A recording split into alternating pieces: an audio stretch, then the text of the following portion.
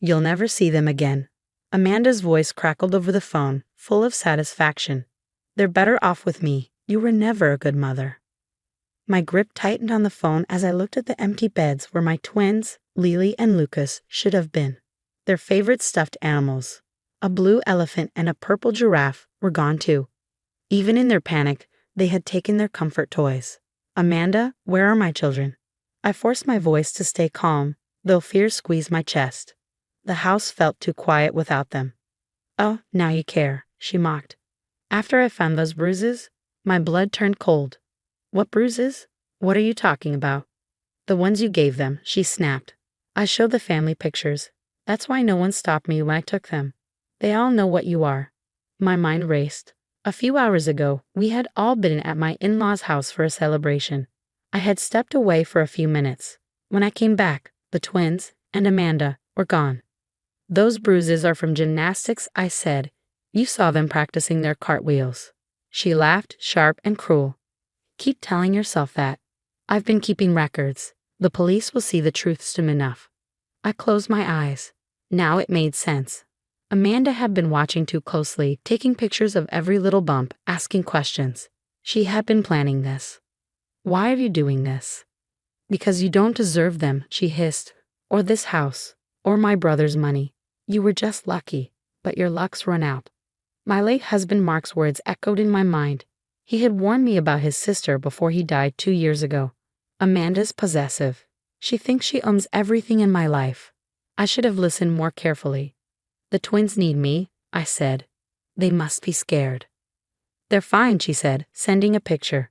It showed Lily and Lucas on an unfamiliar couch, eating ice cream, their faces tear-streaked but trying to smile. Their stuffed animals were beside them. Hope flickered in my chest. Let me talk to them, I demanded. No chance. And don't bother calling again. We'll be unreachable for a while. Amanda. She hung up. I stared at my phone, my hands shaking, but my mind was clear. Amanda thought she had won. She thought she had covered all her tracks. But she had made one mistake. She let them keep their toys. I hurried to my laptop and opened a tracking program. 6 months ago, after they got lost at the mall, I had some tiny GPS trackers into their stuffed animals. I had meant to keep track of the toys. But now, they would help me find my children. 2 blinking dots appeared on the map, moving north. Amanda was heading to her lake house. I picked up my phone and called David, my brother-in-law, who worked in law enforcement. David, Amanda took the twins. She's making false accusations against me. I was afraid of this, he sighed. She's been acting strange since Mark died. She's obsessed with them. I know where she's going, I said, but I need to do this the right way. I don't want her twisting it against me. Send me the tracking info, he said, his voice firm. I'll call the police and meet you there. Don't go alone. I quickly packed a bag for the twins. As I grabbed their blankets, I spotted Lily's open diary. On today's page, she had written, Aunt Amanda said she's taking us on a special trip, but I'm scared. She said mean things about Mommy that aren't true. I don't want to go. Tears stung my eyes as I took a picture of the page. Another piece of proof. Amanda thought she had everything planned. She thought I would give up. But she had underestimated me. As I grabbed my keys, a new message popped up on my phone. Don't bother looking for us. By the time you figure out where we are, it'll be too late. I smiled grimly. Oh, Amanda, I whispered, starting the car. I already know exactly where you're going. The GPS dots kept moving north. I followed at a safe distance. She thought she was in control. She thought she had won. She was wrong. The winding road to Amanda's lake house was dark and empty, perfect for someone trying to disappear with 2 scared children. I kept a safe distance, following the steady blink of the GPS tracker on my laptop. David's police cruiser trailed a few minutes behind me, its lights off to stay hidden. My phone buzzed with another message from Amanda. The twins are asking about you. I told them you didn't want them anymore. Soon they'll forget all about you. I gripped the steering wheel, my knuckles white.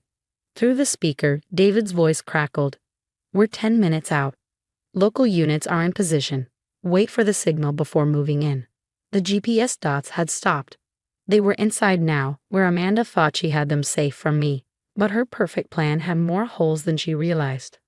I pulled over a quarter-mile from the house and shut off my lights. The glow from an upstairs window made my chest tighten. Lily and Lucas were in there, scared and confused, no matter how much ice cream Amanda used to comfort them. Another text: "They finally stopped crying for you." Children are so adaptable, aren't they? David's car pulled up behind mine. He approached my window. "We've got every exit covered." The judge signed the emergency order. "We're good to go." "What about Amanda?" I asked. "She's unstable." "What if she—" "We'll handle her," David said. Then his expression darkened. "We found evidence on her phone. She's been planning this for months. Fake social media accounts, false documents. She even paid someone to fake those bruised photos." I wasn't surprised. Amanda was always calculating. "She blames me for Mark's death, doesn't she?" I asked. David sighed. "She thinks if you hadn't asked him to pick up the twins that night, he wouldn't have been on the road when the drunk driver hit him." The guilt I carried tried to crush me, but I forced it back. This wasn't about me. It was about getting my children home. Through my windshield, I saw shadows moving in the upstairs window. Lily and Lucas were awake. Their GPS dots shifted on my screen. "Look," I pointed. "They're in the front bedroom. That's where we should." A scream tore through the night. "Lily." I threw open my car door. David grabbed my arm. "Wait. We need tow." Another scream. Lucas this time. "No, we want Mommy." I ran, David and his team right behind me. Through an open window, I heard Amanda's voice. "Stop it. I'm your mother now. She doesn't love you like I do." The front door was locked, but an officer kicked it open. I raced up the stairs, my heart pounding. Inside the bedroom, Amanda stood between the twins, holding their stuffed animals, the ones with the trackers, over a trash can. "These are baby toys," she said. "You don't need them anymore. You don't need her anymore." David stepped forward, gun drawn. "Drop the toys and step away from the children." Amanda spun around, eyes wild. "How did you find us? How did you—" Her gaze dropped to the stuffed animals and realization hit. "You tracked us," she hissed. "You spied on us?" She yanked at the toys, trying to rip them apart. "Now," David shouted. Officers lunged, grabbing her arms. I ran to my twins, and they threw themselves into my arms, sobbing. I held them tight, breathing in their warmth, feeling their hearts race against mine. "It's okay," I whispered. "Mommy's here." As the officers dragged Amanda away, she screamed about betrayal and tracking devices. The toys lay forgotten on the floor, their hidden trackers having done their job. My children were safe. That's all that mattered. But this wasn't over. Not by a long shot.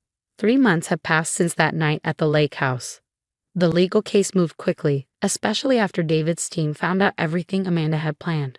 Her phone was full of fake photos, false social media posts, and a journal explaining how she would take the twins. Today, I sit in a courthouse waiting room, my hands clasped tightly. The twins are safe at school, slowly healing with the help of their therapist. They still sleep with their stuffed animals, knowing the trackers inside will always help me find them if needed. David walks up beside me. "The judge is ready," he says. He has been my support through everything, even while dealing with his own feelings about his sister. Inside the courtroom, Amanda sits at the defendant's table, looking smaller than before. She no longer seems angry, just tired and defeated. Her lawyer told her to take a plea deal since the evidence against her was overwhelming. The judge clears her throat. "Before I give my decision, does the defendant have anything to say?" Amanda stands slowly, her hands shaking as she holds a piece of paper. I thought I was protecting them," she says in a quiet voice. "After Mark died, I was so scared of losing anyone else. I convinced myself that Sarah was dangerous, that the twins needed me more. I let my grief turn into something terrible." She turns to me, tears running down her face. "I'm sorry. I see now that I was wrong. They need a real mother, not an aunt who lost herself in grief." The judge listens carefully before speaking. "Amanda Peters, this court sentences you to 3 years of probation, psychiatric treatment, and a restraining order preventing contact with Sarah Mitchell and her children. You will also complete 500 hours of community service at a grief counseling center." I let out a breath I didn't realize I was holding. It's over. Outside, David walks up to me. "She's agreed to stay in a treatment center," he says. "Doctors think therapy will help her deal with her grief in a better way." I hope it helps, I reply, surprised that I truly mean it. Mark would have wanted that. That evening, I pick up the twins from school. They chat about their day, their past trauma slowly fading. But I know they still carry scars. Lily checks her toys tracker every night, and Lucas keeps a bag packed just in case. Mommy, Lily asks as we pull into the driveway, is Aunt Amanda still sick?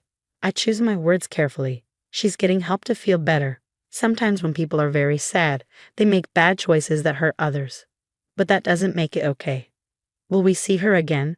Lucas asks, holding his stuffed elephant. Not for a long time, sweetheart, but that's not your fault. None of this was your fault. Inside, as I help with homework and dinner, I notice signs of healing. Lily laughs more, and Lucas doesn't flinch at loud noises anymore. The GPS trackers in their toys have become less about safety and more about comfort, reminders that they are always connected to me. Later that night, after tucking them in, I pull out an old photo album.